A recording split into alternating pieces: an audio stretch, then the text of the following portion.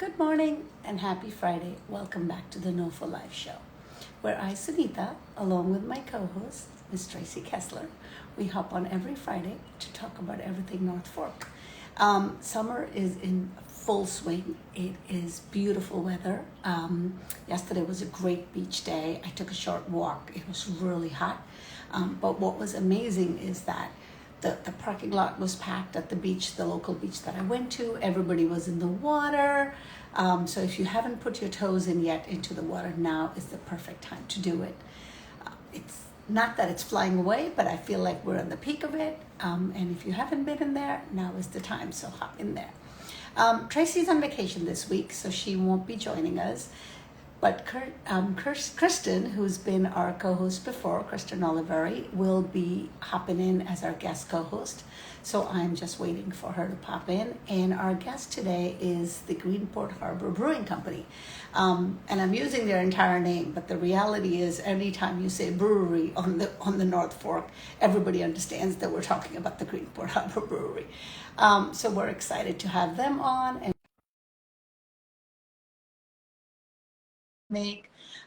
and all the events and food. There's so much going on at the brewery, and I can't wait to talk to them about it all.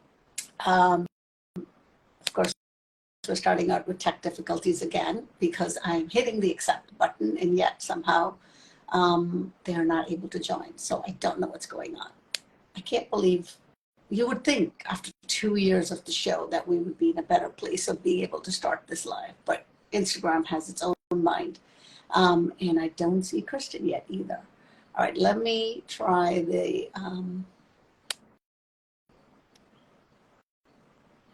well, can't seem to send an invite, and they can't seem to accept my invite. So I guess you'll have to just keep talking to me. I was looking at the weekend plans, like I always do, as our co-host, Kelly, who was a co-host in the past, post them every weekend. Oh my God, there is so much going on between live music, between I'm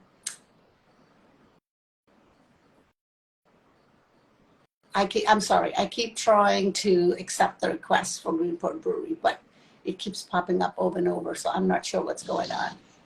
Good morning, Greg. Is that you? Yeah, that is. Hey, how's it I going? don't know what was going on. I could keep seeing your request, but every time I said accept, it would just disappear. Yeah, I just had to reboot the Instagram app, so that seemed to work. I think I should add that to the briefing, that everybody should Yeah, update the app or do something before they join, because if you don't go live often, I don't know what it is. It always has trouble. Well, good morning. It's great to yeah. have you on the show this morning. Good morning. Can you hear me all right? Yes, I can. Is Katie with you as well? Katie is actually not with me. Katie is centrifuging a beer Oh, right now. So you're stuck with me. But sounds good. Sounds like I don't see Kristen either, so I guess you're stuck with me. it'll just be both of us today. This is awesome. That sounds good to me. So tell us who you are and what your role is at the brewery. Yeah. So my name is Greg Doroski, and I'm head brewer and innovations director here at the brewery, which sounds like a fancy title, but honestly, it's a little bit of everything. Yesterday I was making beer. Today I'm making beer. Monday we're kind of moving some beer out of barrels and filling it back up. So, a little bit of everything. Well, I love that you have your hands in everything. That's great. How did you get started into the beer making process? Yeah, so my brewing career actually started at Greenport Harbor back, 13 and a half years ago. We, just had our 14th anniversary here. I started right before their first anniversary. Started here as an intern back when I had a real job in the city and was kind of going back and forth. That grew into a full-time job, was here for four and a half years, went off and started Threes Brewing in Brooklyn, and then came back to the North Fork back in 2017, got involved in local politics, and then started back again at Greenport Harbor in 2020, a month before the pandemic started. So kind of been through a lot here, but this place feels like home, and it's great to be back.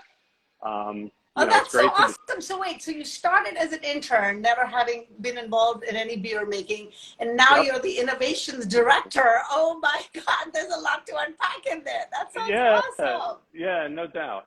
Got into beer through home brewing and through cooking and fermenting at home, and it just kind of, over time, it became more and more of a passion, which was great, and really exciting. And I've kind of grown with Greenport Harbor, which has been great. Had the opportunity to go out on my own and kind of learn the business of beer, and had the ability to create a portfolio from the ground up, and then come back here and work But with the team. how amazing that you pick up all these different experiences along the way, and then you bring all of it back into what obviously you love doing. Yeah, no doubt. And isn't that the way life should be? Yeah. You take all of the experiences that you have, put them together, and it's a real blessing to be able to make a career out of that. So, And especially to be able to do it on the North Fork. I mean, yeah, it really is one of the most beautiful, special places in the world. When we have friends that come out and visit, they're like, "You get to live here?" Like, how is that? well, You take them down to the every beach and. I mean, obviously, I stalk your Instagram. I love the account. Every Monday when you guys post a photo, it's usually a local photo of the North Fork, and it says, "This is where we make beer." It kind of makes me smile because it's true. We just live and are surrounded, even if we just work, not live, Yeah. but surrounded by the beauty of what the North Fork has to offer. And that Monday post always makes me smile because it's a great way to start the Monday. Yeah, no, it's great. This is where we make beer. This is where we live. This is where we find inspiration. In one of the tanks behind me here, right here, we have a beer that's aging on Wickham's cherries. And how awesome is that? Down the road, 2 miles? Tom Wickham and his crew are out there, picking cherries, and we're here putting them in beer. We're working with some peaches we're getting from them, next week, and from our sales director, Justin Lesnofsky's farm. There really is an agricultural bounty out here that we're lucky to be able to utilize and kind of become a part of this, this food, wine, beer ecosystem out here. That's so interesting that you bring that up because, when we think of restaurants, we think of the local produce and the collaborations. It's not automatic to think about beer and produce that's grown in the area. That's so amazing. Yeah, and it is. We have barrels across the room here that we got from Raphael Vineyards right down the road. Good friends with Tony Napa. He helped us out with them. We have a beer in some barrels that are further down. So what are you doing with these wine barrels for beer making? So for example, we last year at Harvest, Katie and my good friend Robin, who's the winemaker over at Osprey's Dominion, a little bit east to us here. We got to talking, and we got some Communier juice from her, and blended it in with a beer that we had aging in barrels, and we're actually going to be canning that, believe it or not, in about a month or so. Going to can condition it and release it as a collaboration with her and with Osprey's Dominion. Oh, So wow, that sounds so cool. Okay, I know very little about beer other than the fact that my husband loves it. And we go to Greenport Harbor Brewery as many chances as we can get. Or we're always picking it up locally, at IGA and every place he finds it. So tell me, what goes into the beer making? I know hops are used, right? Yep. Typically, what do you use? And also, how long from start to finish before you come up with an idea to it being available for us to sample? Yeah, no, it's a great question, and a kind of an important question to start at the foundation. But beer most simply is water, barley or barley malt, hops, and yeast. It's those 4 simple ingredients that we take and blend together to make beer. Some would argue that beer making is actually kind of at the core of the start of civilization, when it's bread, but also beer. Barley is, you need to farm it. You're not living a hunter-gatherer existence, being able to really harvest barley on any sort of scale, and wheat. So, that effort, really brought civilization together, where you needed to have a more sedentary lifestyle, where you could plant the grain, grow the grain, harvest the grain, process the grain, and then either turn it into bread or beer.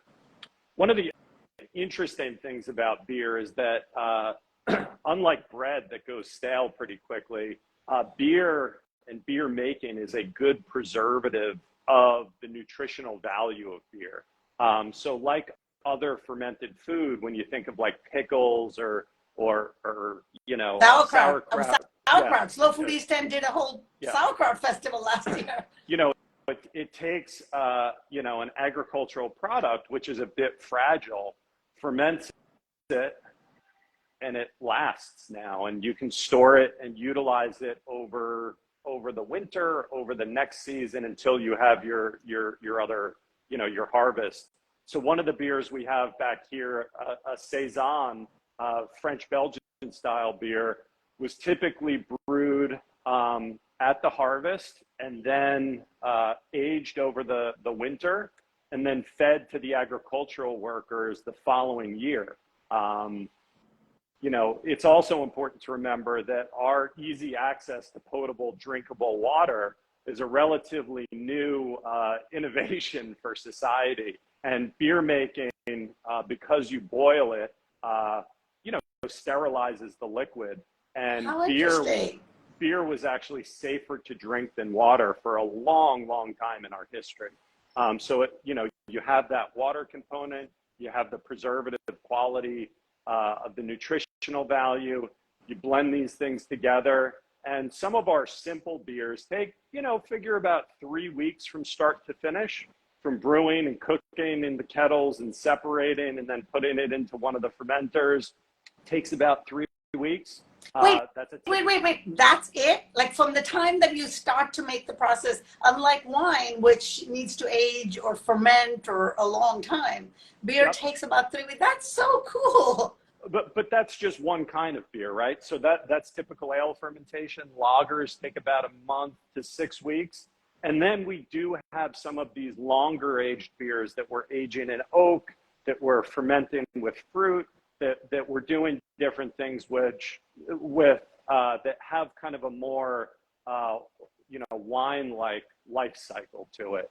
So we hear, and one of the great things, and this is great about being the innovations director here, we can really focus on any side of the beer spectrum, right? Something that's relatively quick, that may involve some hops or spices as a driver of flavor, something that from start to finish takes about 3 weeks. Or we can conceive of something that takes, a year, where there's various stages in the process, where we're typically blending at the end, tasting different barrels and bringing in maybe some acidic components of one, some maltier components of the other, some estery, fruity flavors of another one, and kind of weaving them together in a greater whole.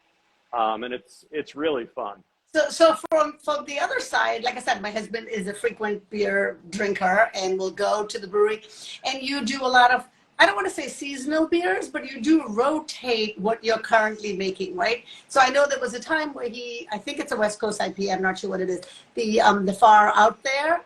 Is that one of the beers? Yeah. So he loved it, and we would get it all the time. And then suddenly you stopped making that because then you put something else into the rotation, and he was like, "Wait, what happened to that one?" Yeah, So tell me a little bit about the process of, is it seasonal? How do you rotate between so many varieties that you make? Yeah. So we have, what we call our core portfolio. That's Harbor Ale, Other Side IPA, Black Duck Porter, House Pills, Facing East IPA, and now we just released a full-time light lager, light work lager. That's kind of our core portfolio. With that, we have a seasonal beer. So right now it's Summer Ale. It's a really nice golden ale with a touch of orange blossom honey, kind of nice fruity floral beer. You know, goes great with local shellfish or just hanging at the beach. We're gearing up to brew our leaf pile pumpkin spice ale, which is, you know, a crowd favorite. So those are kind of our seasonal beers. And then we have all of this other stuff that we do, which may be a quarterly release, maybe, you know, a yearly release, and a beer or like, a limited release. Absolutely. So a beer like Far Out There, you know, we typically brew about 3 times a year. That's a double hazy IPA, really juicy and fruity. Can you send me an email when that's being released so we can stock up? Yeah, absolutely. You know, we have that. You know, we just, for our anniversary, brewed Double Side IPA, which is a double West Coast style IPA. You know, a little bit more bitter, a little bit pineier, more citrus, less tropical flavors. Kind of the big brother to Other Side IPA, which, you know, I think if we were to single out one beer that we're really known for, it is that Other Side IPA. Yes. You know, people really like that. And he loves that too. He loves that too.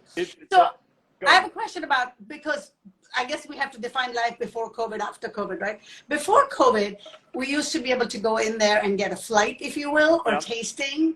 Yep. Do you think that's ever coming back? Yeah, so we do offer tastings now. Oh, you do? During the week, we offer tasting flights, which is a great opportunity to taste through our portfolio, taste through some of the new beers we have. You know, we have a beer on right now that's made with blackberry and raspberry. It's a sour fruit beer, which is really, really cool. Super bright, you know, bright colored and just really fun.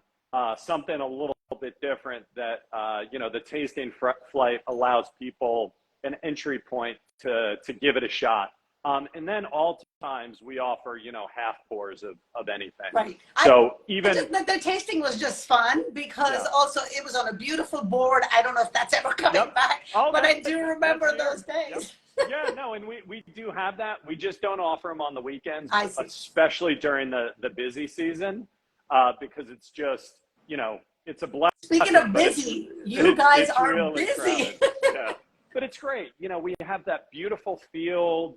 We have live music. You know, we have all of these events. It really is. It's a great community gathering space. And, you know, my kids love hanging out here with their friends. And, you know, it's funny. Even last night at trivia, you know, we have trivia on Thursday nights at 6 that Katie hosts. You know, you see kids, you know, friends, parents, and, you know, it's a great kind of space for the community to come together, you know, have a beer, have a glass of wine. We have lemonade and iced tea for the kids. You know, they run around, the parents have fun. It's really great, you know. Speaking of space, I mean, obviously it started out in the Greenport location, correct? 14 years ago. And then you outgrew that quickly. And now you have 2 locations. Do you brew in both locations?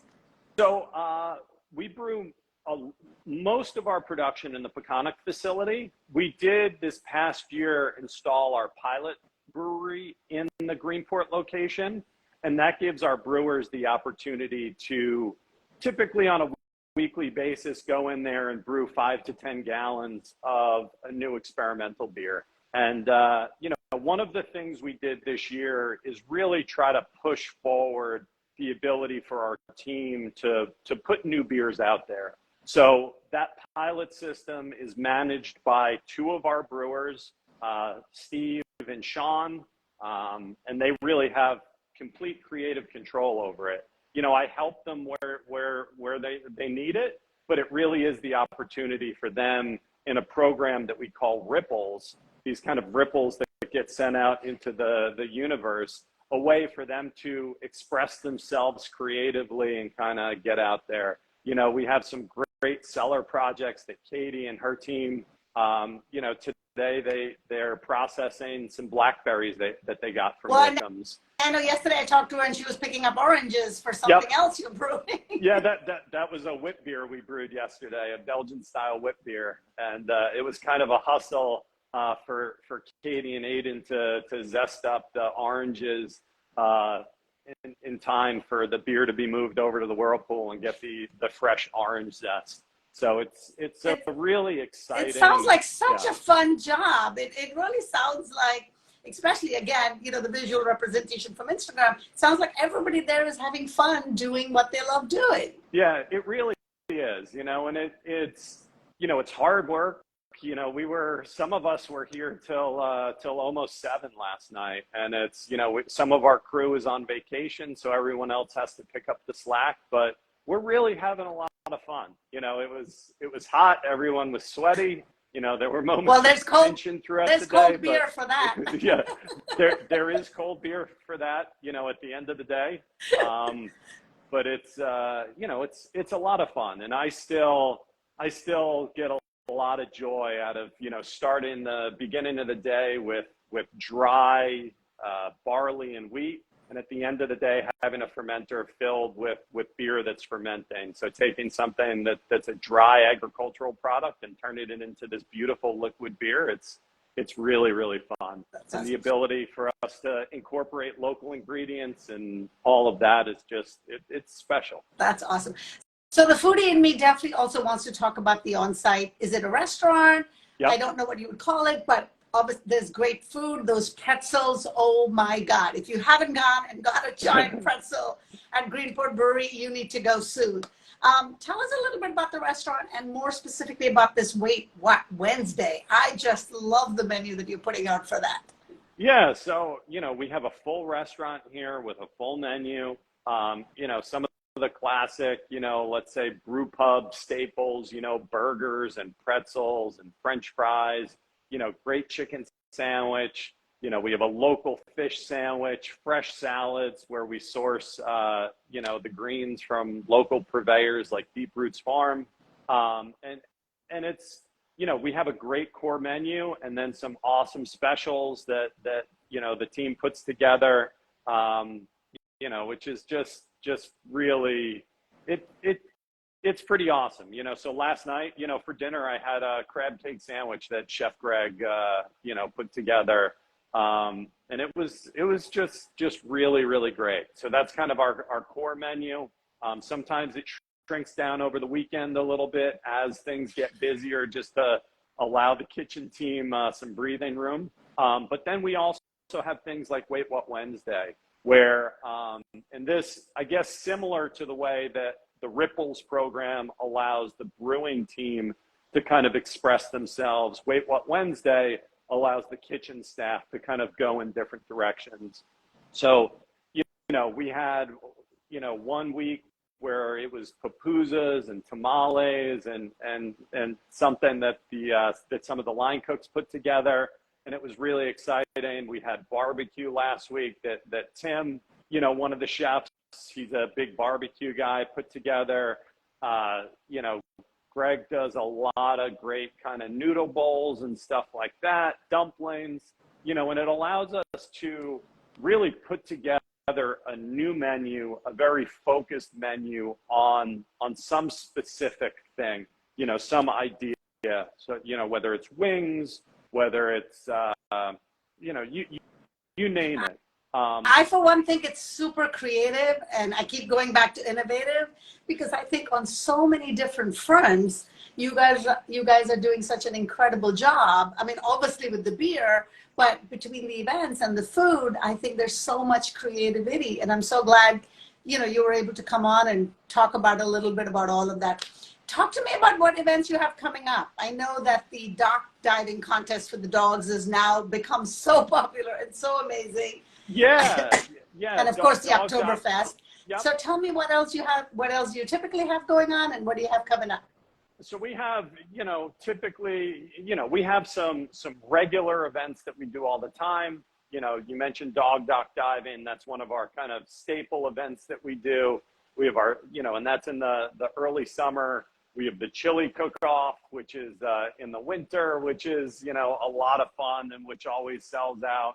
We have our Oktoberfest that you mentioned. We have an Oyster Fest that's coming up in the fall. But I think what's kind of, at least for me, maybe more fun than these kind of bigger events is the live music that we have every weekend.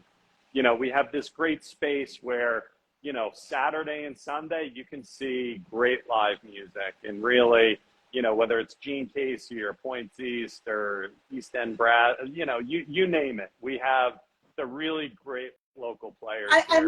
must say, there's a lot of places here that have live music, but every time, and I come to Greenport Brewery, you guys curate the best bands. I don't know what it is. There's always great live music when I come there. And between the families coming, and you're also dog friendly, so I see a lot of people with their dogs.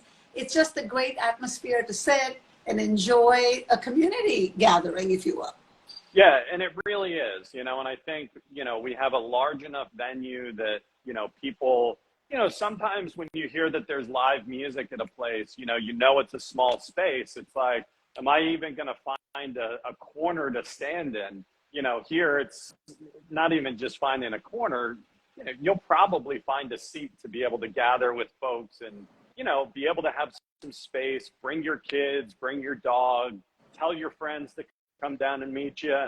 And it allows you to kind of throw it out there. If it's a smaller space, you need to make sure you know exactly how many people you're bringing so you can secure it. And, here you send out a group text message. Hey, we're running down to the brewery to catch Gene Casey. Come down if you want. Half the people show up. That's great. Half the other people may be busy. It'll be a different crew next time. And this is what you're talking about, is the indoor space. As soon as you add the outdoor space, I mean, you could have a wedding. Absolutely. And, we don't typically do a lot of weddings here, but, we do a fair amount of rehearsal dinners and welcome to town dinners and, you name it. It's a lot of fun. And I think as we mature, we're really looking to stay on the edge of innovation. So this year, we launched a cocktail program in our tasting room where we have slushies that Katie and the team are making. Where we get grapefruits by the pallet, and they're squeezing grapefruits all week long to make fresh palomas. So fresh grapefruit juice, fresh lime juice, tequila in a slushy machine, and then incorporating, so this weekend or next weekend may be a blackberry option too. Blackberry sounds paloma. great. I think I also just saw a post about lemonade and vodka. Yep. Exactly. So I guess for the non-beer drinkers in the group, you have a lot of options for them too. Yeah, we do. And we got a full liquor license at our Peconic facility that gives us the ability to do some of these things. I don't think we'll ever really see us having, and who knows, maybe I shouldn't say this, a full bar with bottles of liquor and all that. But it's fun to be able to showcase some things that we're doing, so the slushies allow us to do it. The seltzers with fresh local fruit allow us to do it. And, the lemonade, we had a lemonade on this past weekend, fresh squeezed lemon juice, fresh raspberries that we got from Wickham's. In 2 or 3 weeks, we're going to have a blackberry lemonade with blackberries from Wickham's. It's, it's just another form of innovation. I think there's always something new that you're adding. I know you expanded on the beer garden space that you have on the I'm saying left-hand side once you go in. Yeah. So you just, it sounds like the Peconic location was a perfect move for you guys because it allows you to not only have the space to brew, but also have the space to do all of this. Yeah, and it's a space to explore, right? I think as companies get older and mature, it's easy to stick to what you do well. And I think, you see some companies almost stagnate a little bit. We're really, really committed to pushing things forward and keeping things fresh for our team, for the customers, and for the community. Innovation, the cocktail program, for instance, really allows us to test different processes and incorporate them in beer. And there's almost this cross-pollination. And it really is, it's important because it keeps the team engaged. It's important because it helps, if you look at our Instagram traffic, it's typically, the lemonades and the seltzers and all of these things that are getting a lot of traffic, and it helps kind of engage a new audience. And, you know, it's all of these things, you know, this which is great because the beer is already expected. People are coming there for the beer. So it's kind of a nice surprise to have these little add-ons along with the great beer.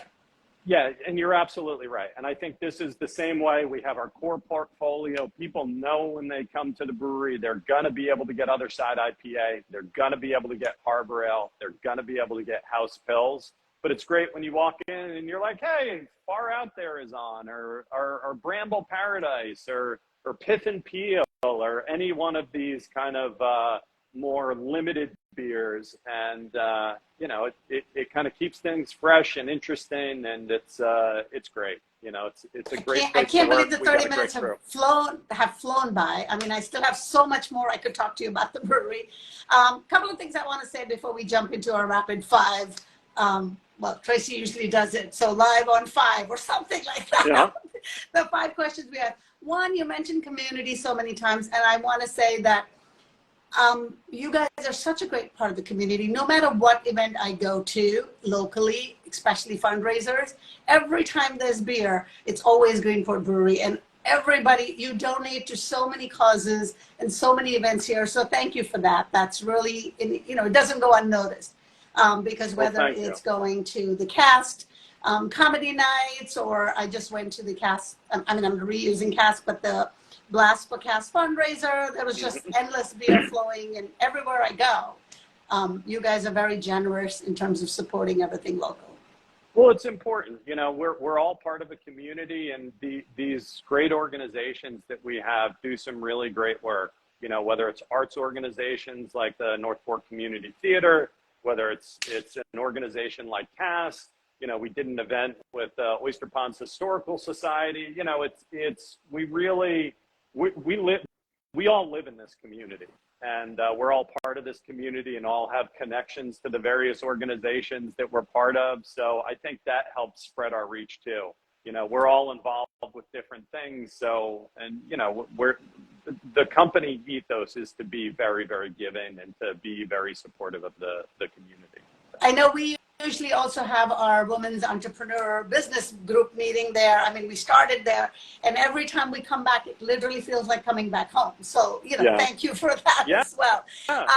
Let's jump into the same 5 questions that we ask everybody on the show to get a local perspective. If you were taking the NOFO Live crew out to lunch, other than the brewery restaurant, which we would love, where would you take us to? I think probably Bruce and Sons. I really like what Scott's doing there right now, and it's one of those places that, you know, every time you go in there, they have the classics. You know, they have the BLT that everyone loves. You know, their egg sandwich is you know, second to none. But he's also doing a lot of other really interesting stuff. So I think that either that or you know, Barrow is another real favorite. You know, their smash Wagyu burgers are some of my Again, favorites. both of these places, both of their menus constantly evolving, always innovative. So I can see why you're attracted to that. And I think I also, you know the chefs there, and, you know their perspective and appreciate their perspective. And, you know, it's I think as a creator that it's important, right?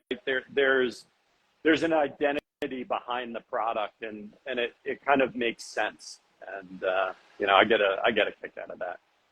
So obviously you enjoy beer, you're working at a brewery, or I'm assuming that, but if you were going to be at a vineyard, do you enjoy wines? Is there a local vineyard you would visit?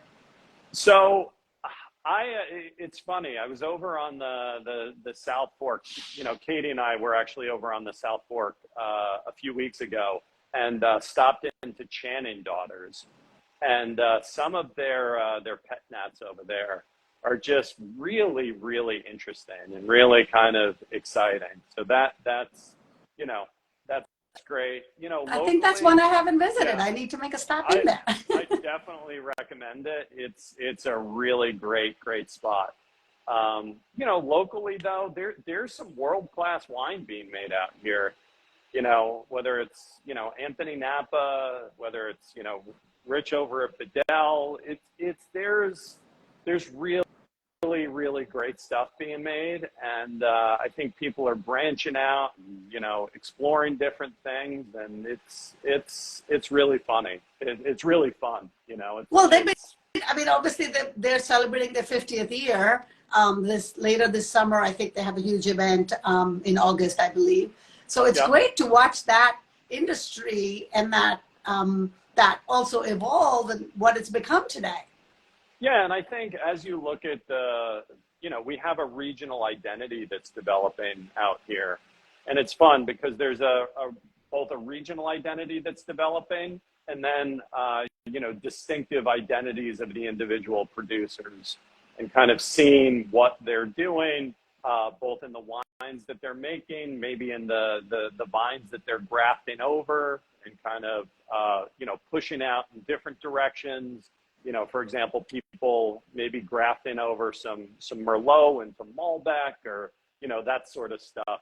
It's kind of really fun to see as the region and as the industry kind of matures and evolves where we're going. So. Okay. Obviously, you have long days. So sunrise or sunset? What do you catch, and do you have a local recommendation? Typically, it's both.